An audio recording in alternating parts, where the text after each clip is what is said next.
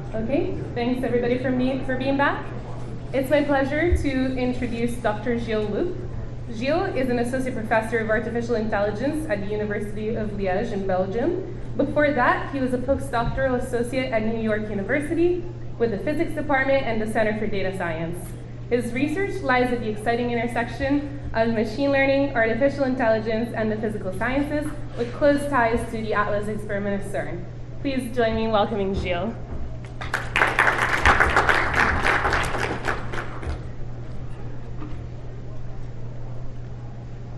Well, good morning, everyone. So it's my real pleasure to be here today with you. So as Mickey just told you, I'm not a physicist, even though I've spent quite some time with them now. So for the story, when I finished my PhD, I wanted to do something a bit different from the machine learning.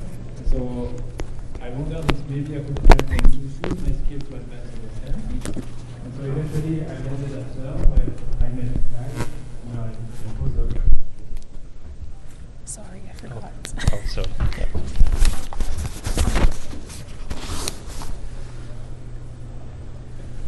Oh.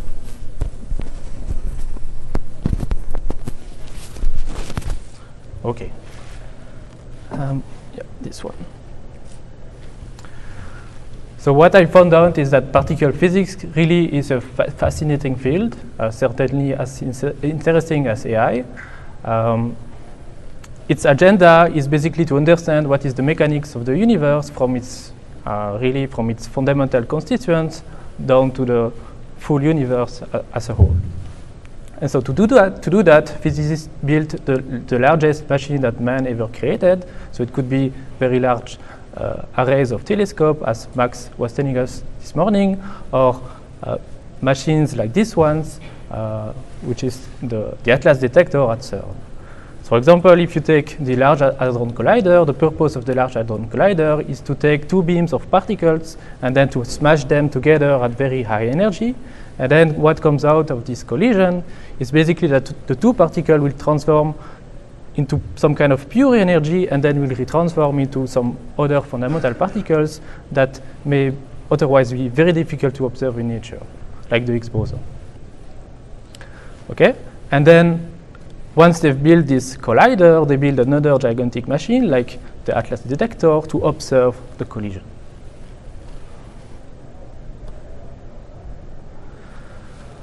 So you can imagine that a particle detector like ATLAS is like a 3D camera where the pixels, where what you observe are deposits of the energy of the resulting particles of the collision. And then what you want to do is to infer what is the initial particle that initiated all the deposits of energy that you observe in the detector. And so, of course, you can really quickly imagine that to make any meaningful scientific statement about the theory, you need to solve a very complex inference problem where you want to be as efficient as possible and as accurate as possible. And this is precisely where machine learning can help. Okay, so today in my talk, I will try to highlight how machine learning can be helpful for the particle physics analysis. But since this is a very broad topic in itself, I will focus on adversarial training, and I will try to tell you how these new techniques can help in several aspects. And so my talk will be divided into three parts. First, I will talk about how you can use generative adversarial networks in the physics context. Then how you can use adversarial training as a way to enforce constraints on your model. And then finally, how you can use adversarial training to directly do inference. Okay, so the first part will be dedicated to what is called fast simulation. So if you were not sleeping at NIPS for the first days, you should have seen these pictures at least 10 times now. So it's generative adversarial networks are basically a way to train a network to generate data. So I will not show you pretty pictures of celebrities or the most state-of-the-art MNIST digits. I will just show you that. So you basically have two pieces. You have a generator network, it takes as input some random noise, and then what you are trying to do is to learn a change of variable of this noise into something that resembles the data that you observe in nature. So this is the data that you have. Okay. This is the data that you have and that you want to reproduce. Okay. And then what you do is that you pit this network against another network that we call, for example, a critic network. And the objective of this network is to tell whether the data that it gets as inputs come either from the true data source, or being either generated by the first network.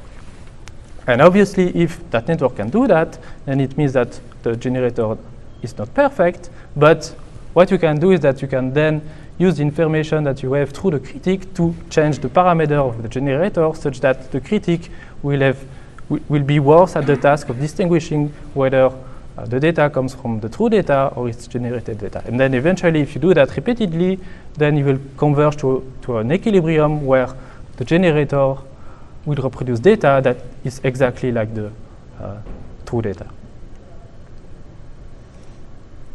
So you can apply this principle to physics problem, and this is some excellent work that was done by Luke and Mickey, and that you can see there in the posters.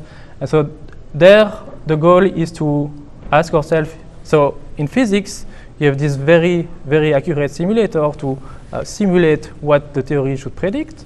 But the issue is that running the simulator, so for example, if you want to simulate a collision, it may take, if you run a full simulation, it may take in the order of 10 or 15 minutes per event, and you would like to simulate many of them. And so one thing that you could do is to learn a fast proxy of this simulator, and maybe generative adversarial network is one way to do that. However, there are very special issues that arise from the physics use case, is that these images that you produce, they are nothing like natural images. So they could have a very non-uniform geometry. So if you take the pixels of the detector, it may not be a very it's not really a grid. It can be it's a grid, but with a very weird geometry. It can have holes inside and things like that. Also, the data that you need to produce is mostly sparse, and you only need to generate a few deposits of energy. And then there is also the issue that how do you scale to the full resolution of the simulator? So this is the first proof of concept that you can do that for physics simulation. However, quickly, when you show that to physicists, there is a question, how can you be sure that the generator is physically correct? So they have this theory that has been produced as a result of several centuries of research, and of course they would like to be sure that what the network is generating coincides with the theory that they have. And so I think this is really an open question for the field, for the machine learning community, is how do you incorporate this knowledge into the network to be sure that what you generate actually corresponds to the theory. So if you look at papers on GANs, usually you just look at pretty pictures, and then if they look like a celebrity or if they look like a room, then you are done. Of course, this is not sufficient for a physicist. So another way that what has been done in the paper by Mickey is that from the generated data, you can then derive physics variates, and then you look if the distribution of these variates correspond to what is known in the theory. But then the issue is that if you notice that what has been produced does not match with the theory, then what do you do? And it's basically an open issue at the moment. Okay. Now I want to tell you about another thing that you can do with adversarial training, which is the fact that you can use adversarial training to enforce constraints on your model. And this is what we call learning to pivot. So when you look at the analysis that is done by a physicist, often the model that they use rely on the assumption that you need to be independent on some physics variates, for example, the mass of the jet. And if you are not independent, then it means that there is some correlation between the model and these variates that you want to be independent of. Then this correlation will lead to systematic uncertainty that cannot be easily characterized when you do the analysis. and you would like to avoid that. So for example, you may train a classifier to detect a particle that we call a signal, and you would like this classifier to isolate a region in the input space such that the signal, the proportion of signal is very large and the proportion of background is very low. But also what you would like to do is that you do not want to deform the shape of the background in a sense with respect to respect to the original input space. And so why you want to do that is because basically if you can do that, then you can interpolate the background between these 2 points, and then it's really easy then to have to express your statistical analysis using this assumption. If on the other hand, when you apply your classifier, it also deforms the background input space in this way, then it's less easy to predict what should happen. Another thing that is common in physics is that they have this very accurate simulator, but they do know that they don't know everything about it, and so they parameterize this ignorance in a sense using nuisance parameters. So all the little things that they know they don't know perfectly, they will just put a prior in a sense on top of it, and then they will account for these uncertainties. And so this parameterization is called nuisance parameter.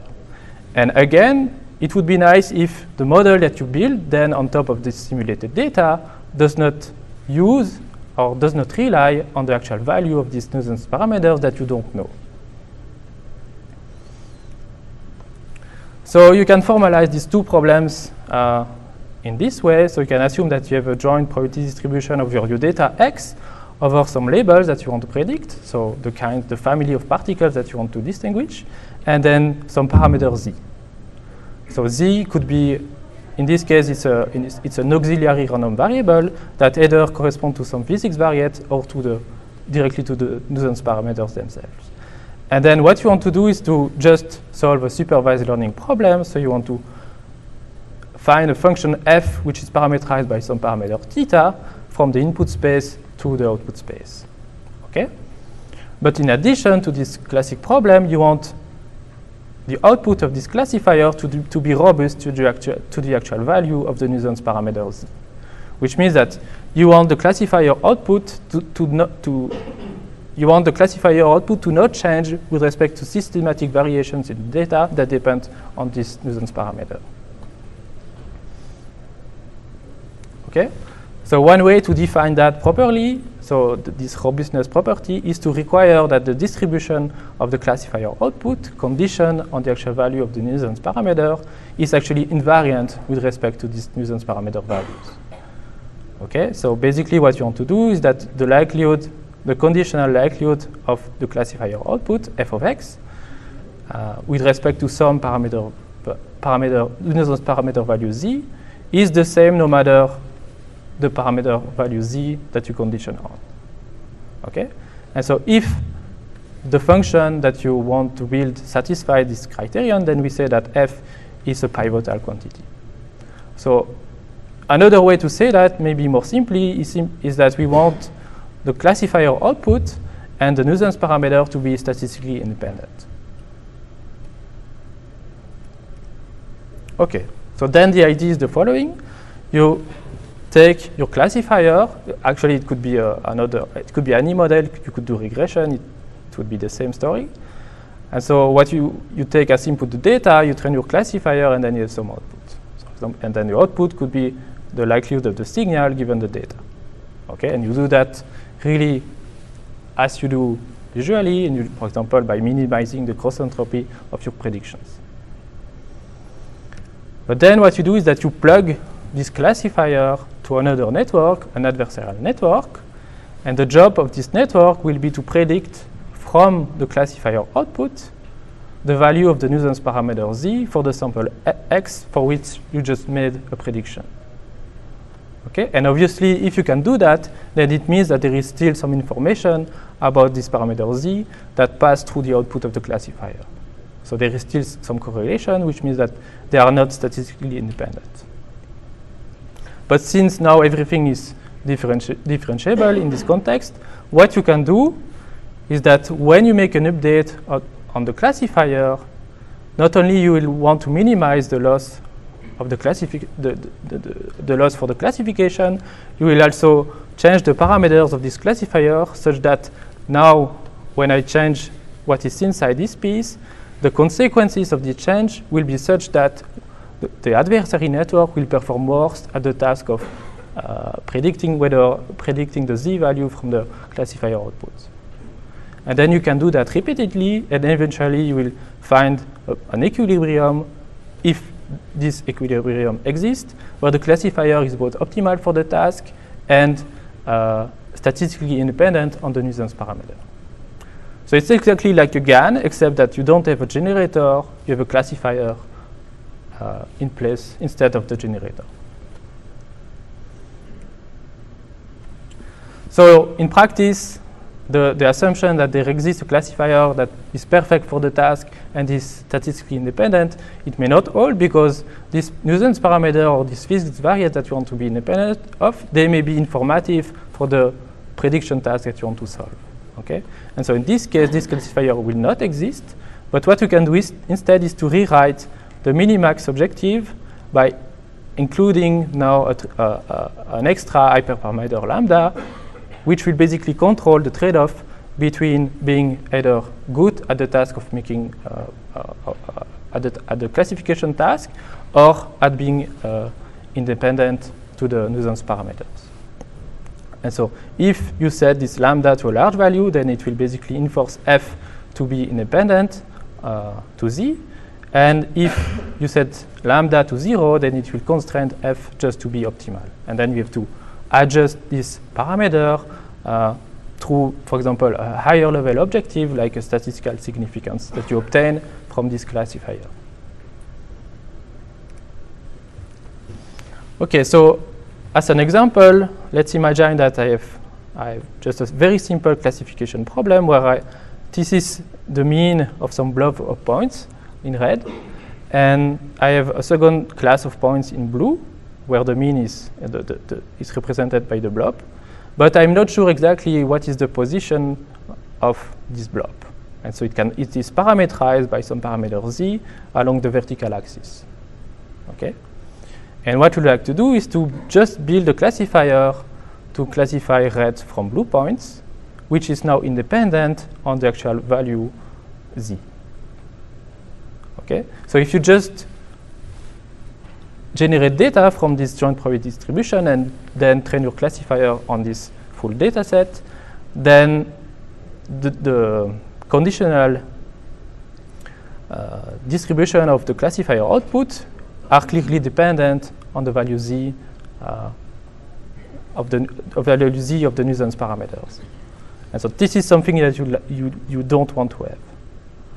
Now, if you apply this learning to pivot algorithm, you will manage to erase this dependence, and now you see that the decision surface, which was before dependent on the actual value of the z, now has been reshaped vertically, and which means that there is no longer any dependence with z. And this is also what you see when you plot simply the histogram of the conditional distribution of the classifier output with respect to different parameter values. So this was just another example. So in the paper, there are a few other examples, but actually now this technique is being used at CERN by physicists. So there was a paper by Shimin et al. A few months ago where they apply the same algorithm to now become dependent on what is called the jet invariant mass. And you see that the classifier output, so the neural network output, does not change, at least in this part of the plot, with respect to these features. On the other hand, if you don't do this pivot algorithm, then you clearly see that the classifier output is dependent on the mass. So there are other applications in physics, but actually you can apply that to other fields. For example, you could do that to do fairness in classification, and you would like the classifier output to be independent on some sensitive features like gender or age or or other features. There was also another paper that was presented at NIPS a few days ago, which is called Fader Networks. And then there the goal is to try to learn an embedding of your input space, and you would like all the features in this embedding to be independent on some other features, and they are exactly using this algorithm to do that.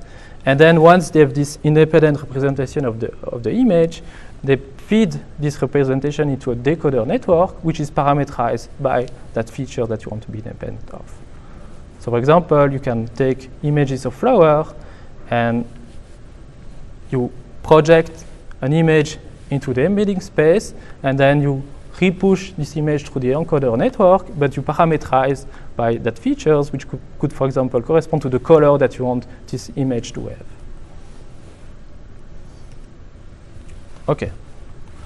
Then for the last part of my talk, so we saw how to use adversarial training to generate data and actually to learn a simulator.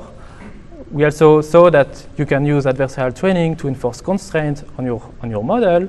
The last piece I want to talk about is the fact that you can actually use adversarial training directly to do inference.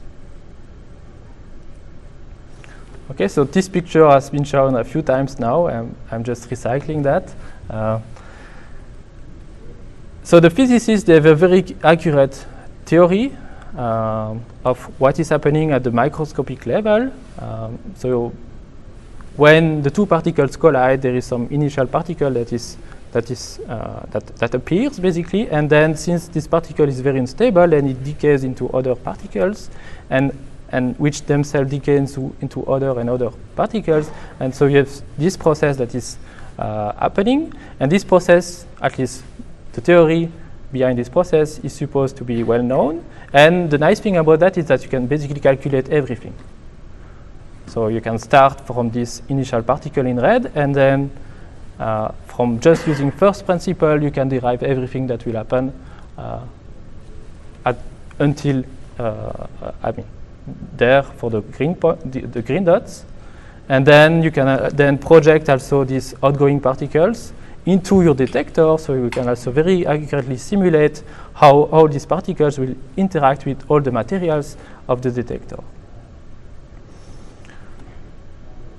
And of course, you don't want to throw away this very accurate model.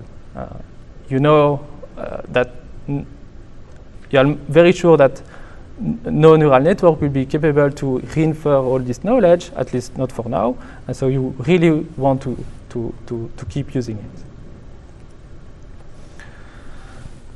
So what we have is what is called a likelihood-free inference problem.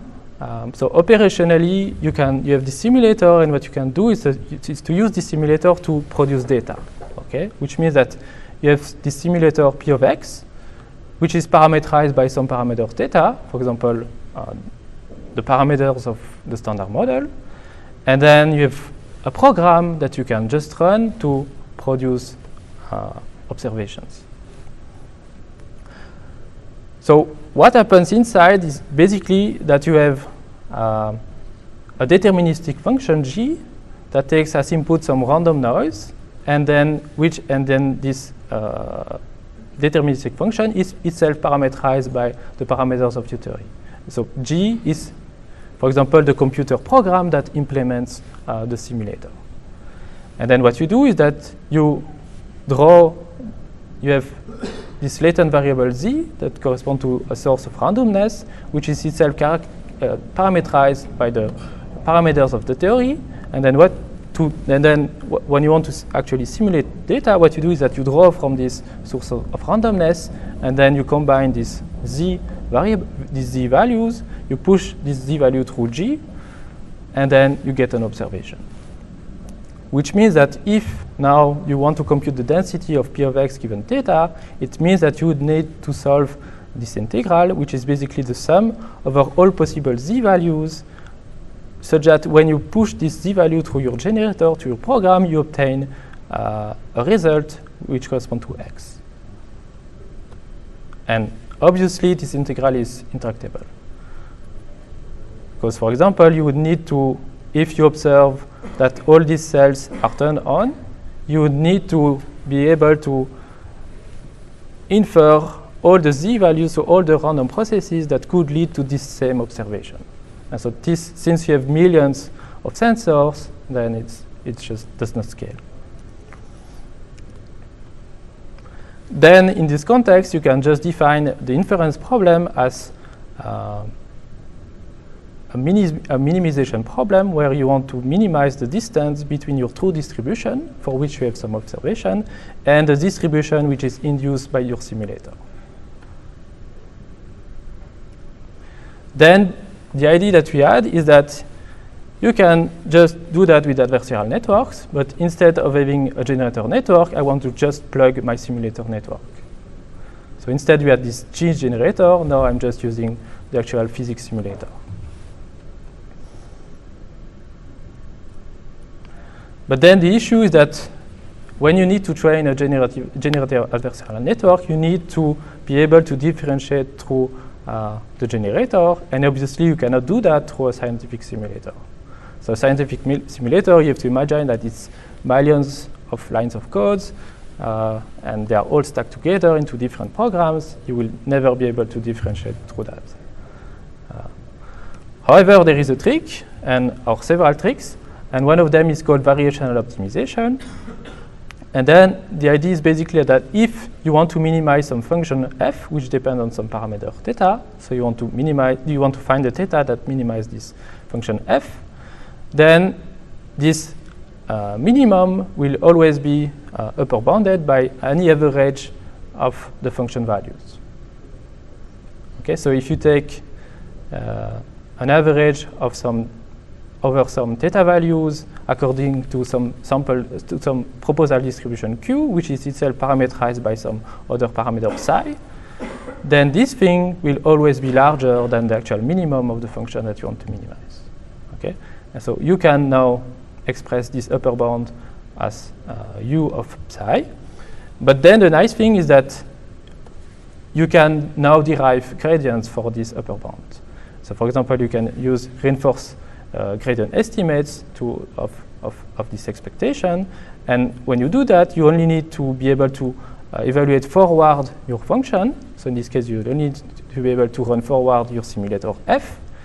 And then what you need to do is simply to be able to express the gradient of the likelihood of the log likelihood of the proposal distribution. But this is easy because you are free to pick any distribution that you want, like a Gaussian, let's say. So, for example, there in these pictures, you want to find the minimum of some piecewise constant function. And then what you do simply is that you start from a normal proposal distribution, like at this place. And then you simply now do gradient step with respect to the parameter of the proposal. And you see that it will quickly converge to the right, to the correct mean for the proposal distribution. But also it will shrink toward the spread of the normal distribution will shrink toward the actual value of the minimum. Okay, then the idea is very simple. You can use the same trick now to do in the context of generative adversarial network, but where you've replaced the generator with your simulator, and now instead of trying to minimize the actual adversarial objectives, what you will do is that you will minimize the upper bounds, the variational upper bounds on the adversarial objectives. So this is what we do that. And now you have the same algorithm as in generative adversarial networks, but you optimize the parameters of the critique of the discriminator phi and the parameters of this proposal distribution psi. There is, however, a catch, is that when now you want to simulate from this proposal distribution, so you want to draw sample from sample x from your proposal, what you do is that you first draw some parameter value from the proposal.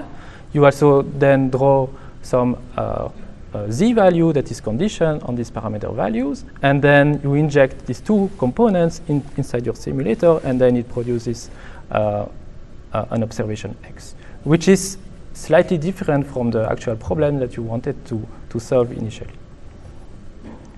Then you can understand this new distribution Q of x as simply the marginal over all possible parameters value that are given by your proposal distribution of P of x given theta.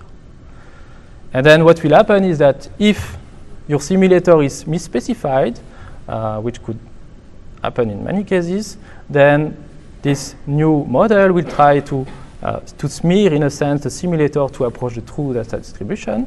On the other hand, if your simulator is actually well specified, which means that there is a set of parameters value which exactly correspond to, or which would exactly induce the observed data, then the proposal will concentrate its mass around the true data generating parameters.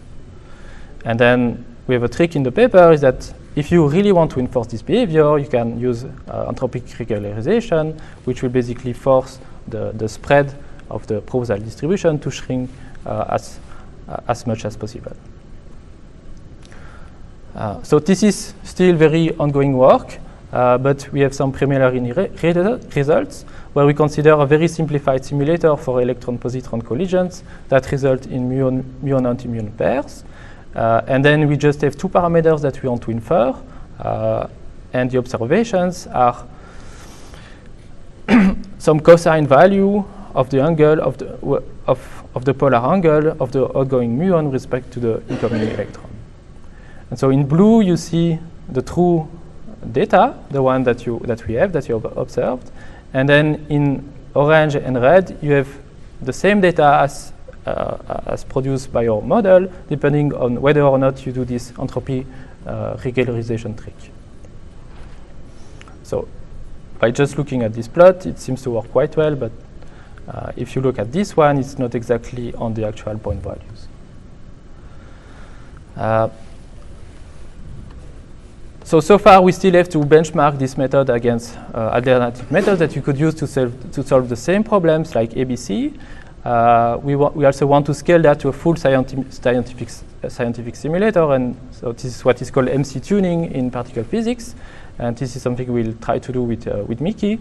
And then also another thing that will obviously arise with this algorithm is that since we are using reinforced gradient estimate, it is very well known that this estimate have high variance, and so this will be usually very problematic for the optimization problem. But there has been now a few papers trying to solve this problem, like the rebar or relax and other papers that were mentioned also this morning, where the goal of this trick is to reduce basically the variance of the reinforced estimator. Okay, so to summarize my talk, I would say that you should stop considering adversarial training simply as a way to produce images. You can actually do much more with this framework, and I would say that it's a way to indirectly specify a very complicated loss functions where you may have constraints, like for the pivot approach that we proposed.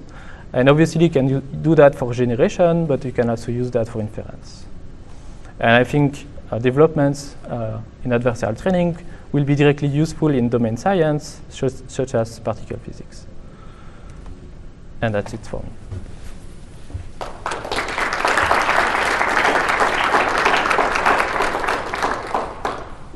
Thank you very much, Gilles, again, for the great overview of the topic.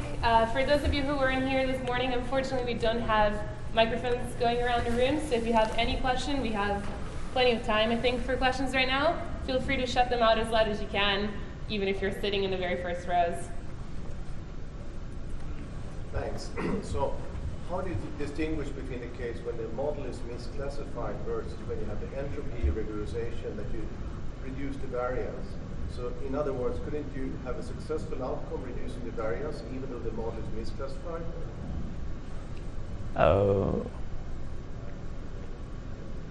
Because you have two cases there.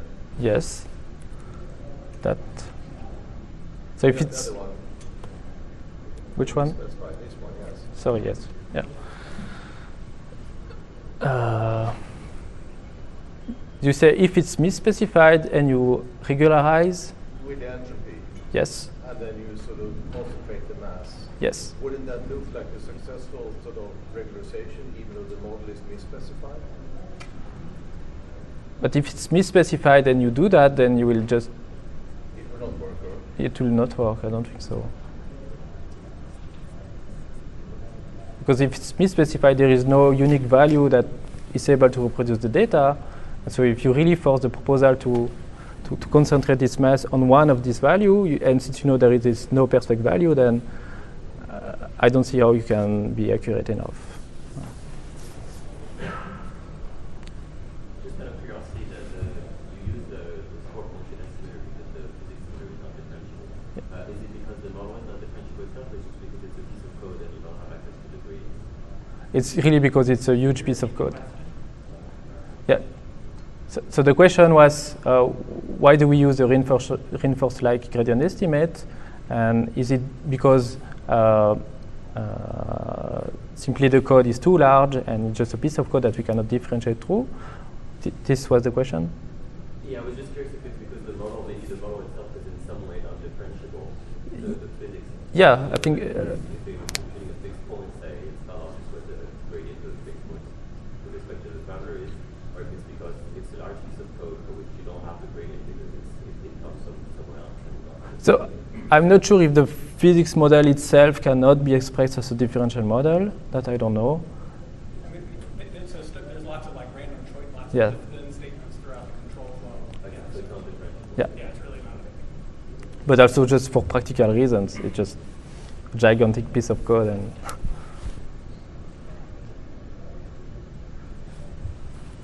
So in your pivoting, you want to remove the dependence on some feature, which for the mass makes total sense. But for a lot of nuisance parameters, you often fit into the data to extract the value of the nuisance parameters. I'm wondering if you've actually thought about reversing the sign of lambda, because then you would actually be maximally sensitive to nuisance parameters. In some cases, you're going to take a hit of performance. Your classifier will be not as good if there's a one nuisance parameter that depends strongly on performance. So you can be maximally sensitive and then fit that value and not fit performance. yeah, so this is something we've been thinking about, but we have not tried. But I think this is, yeah, if you want to be maximally correlated with that feature, you can just flip the sign and you would do that. No, but we did do that. You want to you're trying to profile it later. I want to profile later, but I'm maximally sensitive to be able to profile. Well, You can't profile once you put it in. That's true, but then the question is it actually going to be optimal or not if you do that? And you can That's try to Yeah, do it, but yeah. in the other work with the profiling, we actually try to learn the whole likelihood and the stiffness on the nuisance parameter. That would be the path towards. That would be the better path towards trying to profile this learning. So for the physics problem, maybe it does not make sense, but for other problems, maybe maximizing correlation could be useful.